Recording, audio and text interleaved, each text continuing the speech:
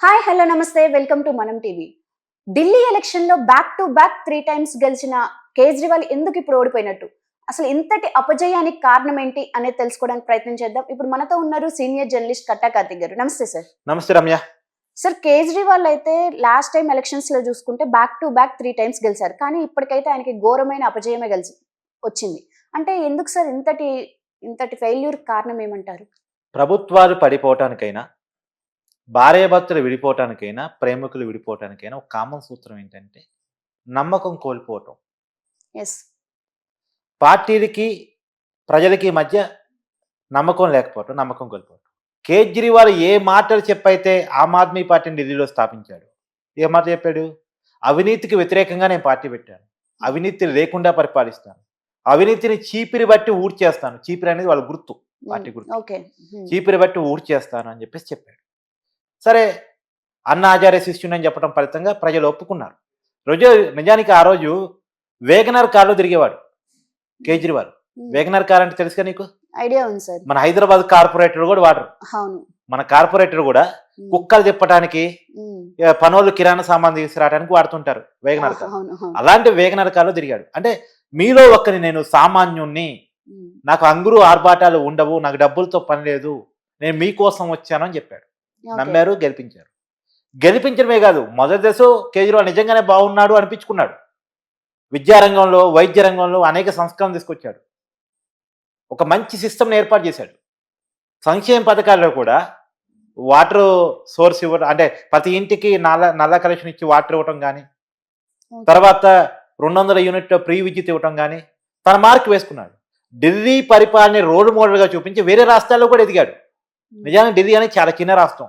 70 assembly స్థానాలు ఉంటాయి.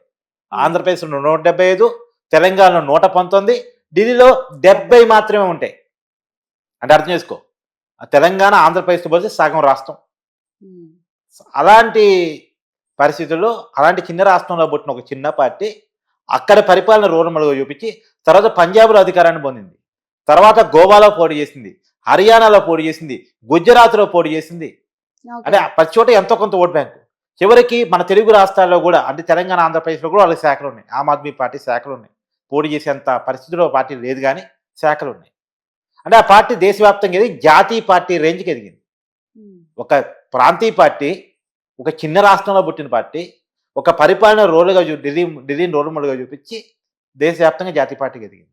ఎదిగే క్రమంలో తప్పుడు పొంతలు తొక్కింది, తప్పుడు పనులకి అలవాటే పడ్డారు.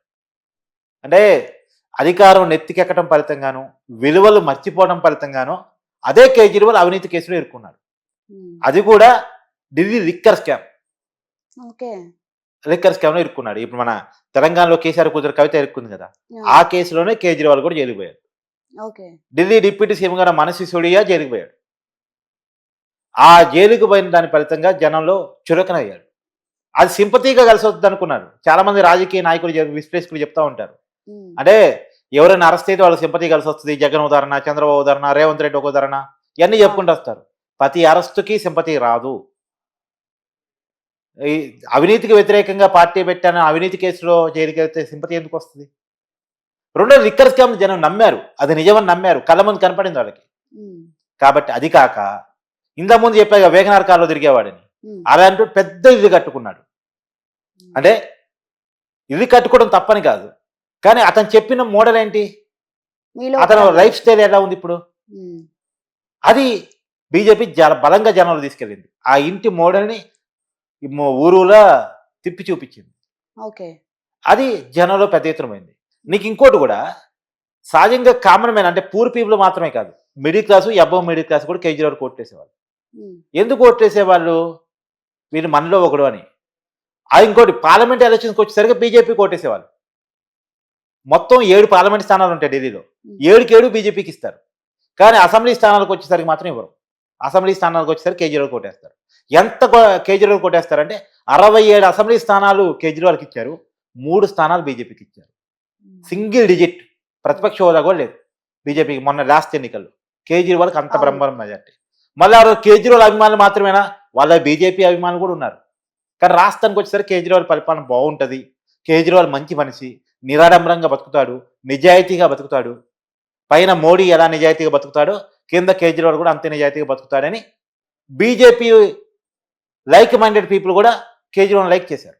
కానీ ఎప్పుడైతే విలాసాలకి కేజ్రీవాల్ అలవాటు పడ్డాడని ప్రజలు భావించారు, ఎప్పుడైతే అవినీతికి కేజ్రీవాల్ కూడా అతీతం కాదు అని ప్రజలు భావించారో అప్పుడు కేజ్రీవాల్కి వ్యతిరేకంగా ఓటేయడం ఈ ఎన్నికల్లో కనిపించింది. నేను అందుకని చెప్పాను చాలా క్లియర్గా, ఇప్పుడు కేజ్రీవాల్ ఎదుర్కొంటున్న పరిస్థితి, అతని లైఫ్ స్టైల్, అతను మారిన పరిస్థితులు ఇవన్నీ కేజ్రీవాల్కి ఇబ్బందికరంగా ఉన్నాయి. కేజ్రీవాల్ ఓడిపోతున్నాడని నేను చెప్పగలిగాను. సరే, అయితే కేజ్రీవాల్ గారు కూడా డెవలప్మెంట్స్ విషయానికి వచ్చేసరికి నాకు కేంద్రంలో ఉన్న బీజేపీ సపోర్ట్ చేయట్లేదని స్టేట్మెంట్ కూడా ఇచ్చారని విన్నాను.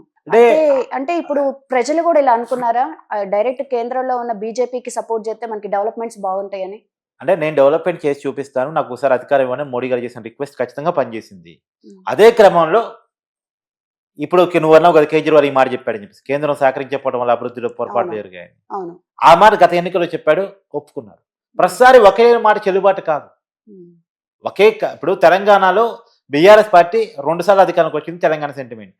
టీఆర్ఎస్ ఎప్పుడైతే బీఆర్ఎస్ అయిందో తెలంగాణ సెంటిమెంట్ స్కోప్ లేకుండా పోయింది. ఆ సెంటిమెంట్ మరోసారి గెలిపించలేకపోయింది. ఎప్పుడైనా ఏ మాట అయినా 1-2 సార్లు. ఇప్పుడు జగన్మోహన్ రెడ్డి ఒక ఛాన్స్ అని అడిగాడు. జగన్మోహన్ రెడ్డి అనుకుంది ఏంటంటే నేను ఉన్నాను, నేను విన్నాను అని జనాన్ని చెప్తే నమ్మారు. జనంతో ఎప్పుడు ఉంటాడు, మాస్ లీడరు, జనం కోసమే ఉంటాడు అనుకున్నారు. కానీ ఎప్పుడైతే గెలిచిన తర్వాత జనాన్ని దూరంగా ఉంటే మొదలెట్టాడు, తలుపులు మూసుకొని తాడేపల్లి ప్యాలెస్ లో కూర్చున్నాడు, నేను లేను, నాకు చెప్పొద్దు, ఏదో ఉంటే సజ్జ రామకృష్ణారెడ్డి చెప్పండి అన్నాడు. అక్కడ జగన్ పతనం స్టార్ట్ అయింది. ఎప్పుడైనా మనం ఏ మాటలకైతే చెప్పి ప్రజలను మెప్పిస్తామో రమ్య, ఆ మాటల తర్వాత ఆచరణలో లేదనుకో, అప్పుడు ప్రభుత్వాలు పడిపోయే అవకాశం ఉంటుంది, ఆ నాయకులు పడిపోయే అవకాశం ఉంటుంది. సరే, అయితే ఇప్పుడు స్వయంగా ఒక మాట, కేజ్రీవాల్ కూడా ఎమ్మెల్యే ఓడిపోతున్నాడు. అంత ఆ పరిస్థితిలో పడింది. కేజ్రీవాల్ అంటే ఆ పార్టీ నాయకుడు ఏ పేస్ చూపించి, ఏ నాయకత్వాన్ని చూపించి, ఏ నాయకుడైతే మంచోడని చెప్పి ఆ పార్టీ ఎదిగిందో ఆ నాయకుడు ఎమ్మెల్యే కూడా గెలవని పరిస్థితి. అంటే రేపు ఢిల్లీ పునాదులు కలిసిపోతే, ఏ ఢిల్లీని రోల్ మోడల్గా చూపించారో, ఏ నాయకుడిని రోల్ మోడల్గా చూపించారో ఆ నాయకుడు, ఆ పార్టీ ఆ ప్లేస్లో ఓడిపోతే రేపు పంజాబ్లో గెలిచిందని గ్యారంటీ ఏంది? రేపు మిగతా రాష్ట్రాల్లో ఆ పార్టీ ఉంటుందని గ్యారంటీ ఏంది? అంటే పునాదులు పోయినాయి. ఎప్పుడైనా గుర్తుపెట్టుకో, ఇప్పుడు ప్రేమించేటప్పుడేమో అమ్మాయి బాగా నచ్చింది, అమ్మాయి ఏం చేసినా నచ్చింది. పెళ్ళైన తర్వాత అంతకుముందు ఏ అంశాలు అయితే నచ్చితే ఆ అంశాలు నచ్చలేదు అనుకో, వాళ్ళు విడాకులకి వెళ్ళిపోతారు. ఇక్కడ కూడా అంతే. ఏ అంశాలనైతే ప్రజలకు మనం చెప్పి నీతిని, నిజాయితీని, విలువల్ని, కట్టుబాటుని, మీలో ఒక్కరిని అని చెప్పేసి అధికారంలోకి వచ్చిన దాకా ఆ మాటలు ఉండి, అధికారంలోకి వచ్చిన తర్వాత ఆ మాటలు లేవు అనుకో, పోతాయి. అవును. అయితే సార్, ఇప్పుడు కేజ్రీవాల్ ఓటమికి బీజేపీ వాళ్ళు ఇచ్చిన హామీలు కూడా కారణం అంటారా? అంటే ఫీమేల్ ఓట్స్ కోసం 2500 ఇస్తామని అలాగా. అంటే ఆ హామీ ఇప్పుడు మన తెలుగు రాష్ట్రాల్లో కూడా ఉన్న హామీనే బీజేపీ ఇచ్చింది. నిజానికి ఉచితాలకు వ్యతిరేకమైన బీజేపీ ఉచిత హామీలు ఇచ్చింది. ఎందుకు ఇవ్వాల్సి వచ్చింది? అక్కడ ఆమ్ ఆద్మీ పోటీలో వాళ్ళు అనేక ఉచిత హామీలు ఇచ్చున్నారు, అమలు చేస్తున్నారు. మరి అక్కడ తప్పదు. అయితే ఈ ఇంపాక్ట్ ఏమైనా ఉందంటారా కేజ్రీవాల్? ఖచ్చితంగా ఉంది. ఇప్పుడు కర్నూలు చావుకి 1,00,00,000 కారణాలని ఆమ్ ఆద్మీ ఓటర్లో అనేక కారణాలు ఉంటాయి. కానీ ఏవి ప్రధాన అంశాలు, ఏవి ప్రతి విషయం ఏదో కాడ ఎఫెక్ట్ చూపిస్తుంది రమ్య. కాకపోతే ఏది ఎక్కువ చూపించింది ఎఫెక్ట్, ఏది తక్కువ చూపించింది అన్నది ఖచ్చితంగా బీజేపీ ఇచ్చిన హామీలు, ఖచ్చితంగా బీజేపీ మోడీ చేసిన రిక్వెస్ట్, ఖచ్చితంగా దేశం, రాష్ట్రం ఒకే ప్రభుత్వం కనుక అధికారంలో ఉంటే కొంత డెవలప్మెంట్ అవుద్ది అనేది, ఇవన్నీ కారణాలే. కానీ అంతకు మించి కేజ్రీవాల్ గతంలో లాగా లేడు. గతంలో కూడా ఈ రీజన్స్ అన్నీ ఉన్నాయి. గతంలో కూడా బీజేపీ హామీలు ఇచ్చింది, గతంలో కూడా మోడీ రిక్వెస్ట్ చేశారు. కానీ గతంలో ఎందుకు పనిచేయాలి, ఇప్పుడు ఎందుకు పనిచేసినంటే ఇప్పుడు కేజ్రీవాల్ మీద కోపం వచ్చింది. అప్పుడు కేజ్రీవాల్ మీద ప్రేమతో వీళ్ళు ఏం చెప్పినా వినలేదు, గుడ్డిగా ఓట్టేశారు. కానీ ఇప్పుడు కేజ్రీవాల్ మీద కోపంతో వాళ్ళు చెప్పినవన్నీ విన్నారు. చంద్రబాబు నాయుడు గారు చేసిన క్యాంపెయిన్ కూడా ఏమైనా బెనిఫిట్ అయిందంటారు? ఖచ్చితంగా బెనిఫిట్ అయింది. తెలుగు వాళ్ళు చాలా ఎక్కువగా ఉంటారు ఢిల్లీలో. రెండోది, చంద్రబాబు నాయుడు గారికి మంచి అడ్మినిస్ట్రేషన్ పేరుంది, నేషనల్ లీడర్ అని పేరుంది. ఆయన మిడిల్ క్లాస్ని అట్రాక్ట్ చేయగలరు. రెండోది, ఐటీ ప్రొఫెషనల్స్ ఎక్కువగా ఉంటారు ఢిల్లీలో, న్యూఢిల్లీ ప్రాంతంలో. వాళ్ళకి చంద్రబాబు నాయుడు గారు ఒక రోల్ మోడల్గా ఉంటారు. ఎందుకంటే టెక్నాలజీని, ఐటీని ఆయన బాగా డెవలప్ చేశారనేది ఆయనకున్న బ్రాండింగ్.